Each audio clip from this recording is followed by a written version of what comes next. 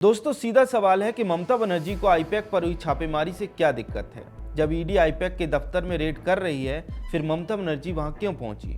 क्यों वहां जाकर उन्होंने ईडी के काम में व्यवधान डाला? क्यों वे आईपैक के दफ्तर से फाइलें लेकर चली गईं? आईपैक एक प्राइवेट कंसल्टिंग फर्म है, टीएमसी का दफ्तर नहीं, ना ही कोई सरकारी कार्यालय। फिर वे इतना हंगामा क्यों मचा रही हैं? कुछ भी नहीं है, फिर भी ममता बनर्जी समेत पूरी टीएमसी इतना कूद क्यों रही है? क्या ये घबराहट किसी डर के कारण है? क्या जो बातें जांच में सामने आ रही हैं उसके तार टीएमसी और सीएम ममता बनर्जी से भी जुड़ते हैं?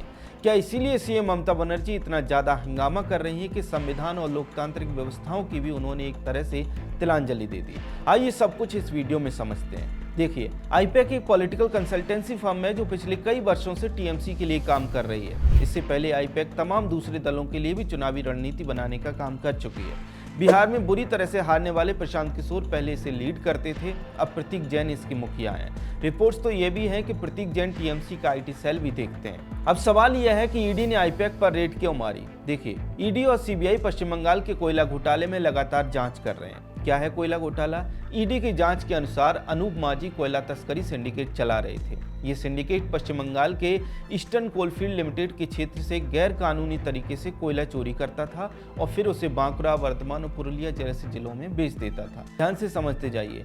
ईडी की जांच में सामने आया है कि तस्करी वाले कोयले का बड़ा हिस्सा शाकंभरी ग्रुप ऑफ कंपनीज को बेचा गया। अब देखिए, तस्करी का कोयला बेचेंगे तो वाइट में तो पैसे लेंगे नहीं, ऐसे में हवाला किया जाता है। ईडी की जांच से यह भी पता चला है कि कोयला सिंडिकेट के हवाला ऑपरेटरों में से एक ने आईपैक को दसियों करोड़ रुपए के लेन देन की सुविधा प्रदान की। इसका अर्थ ये हुआ कि हवाला धन से जुड़े पूरे नेटवर्क में आईपैक भी एक आरोपी है। इसीलिए दिल्ली और बंगाल में आईपैक के दफ्तरों पर ईडी ने छापेमारी की। अब दूसरा सवाल है कि आईपैक पर छापेमारी से ममता बनर्जी क्यों बौखला गई? देखिए, कोयला स्कैम में लंबे समय से पूछताछ हो रही है।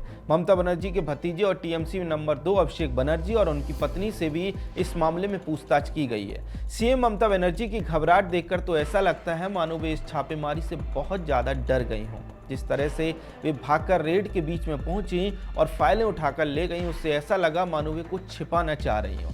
सवाल सीधा है कि मुख्यमंत्री ममता बनर्जी आखिरकार ऐसा क्यों कर रही हैं? आखिरकार वे क्या छिपाना चाहती हैं? दूसरा सवाल ये भी है कि संविधान और लोकतंत्र की ममता बनर्जी बड़ी दुहाई देती हैं, लेकिन अब संविधान कहाँ गया? अब लोकतंत्र कहाँ गया? केंद्र की एक एजेंसी सभी संवैधानिक अधिकारों के साथ, साक्ष्यों के साथ जांच के बाद एक प्राइवेट कंपनी पर छापेमारी कर रही है। मनी लॉन्ड्रिंग के मामले में ऐसी छापेमारी आम बात है, फिर भी आप उसे क्यों बचाने पहुंच गई?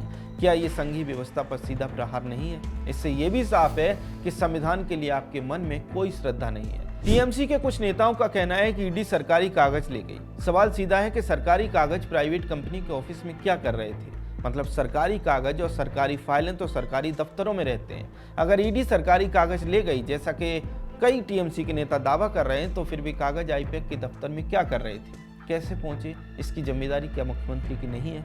ये सवाल गंभीर इसलिए भी है क्योंकि इससे पहले अगस्त में एसआईआर की प्रक्रिया के दौरान चुनाव आयोग ने कई अधिकारियों को निलंबित किया था और उनके खिलाफ एफआईआर करने के निर्देश भी दिए थे। रिपोर्ट्स के मुताबिक इन अधिकारियों ने अपना लॉगिन क्रेडेंशियल आईपैक के लोगों के साथ शेयर किया था, जो कि पूरी तरह से गैर कानूनी है।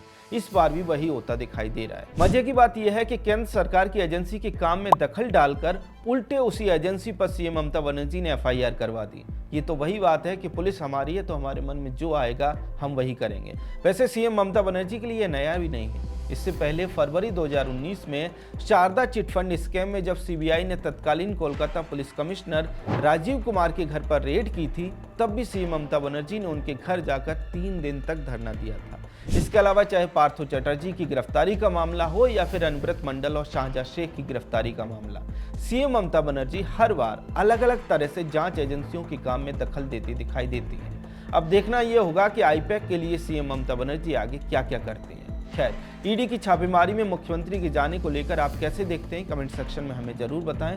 अगर आपको हमारा कंटेंट पसंद आता है तो हमारे चैनल को सब्सक्राइब भी कर लें। जय हिंद।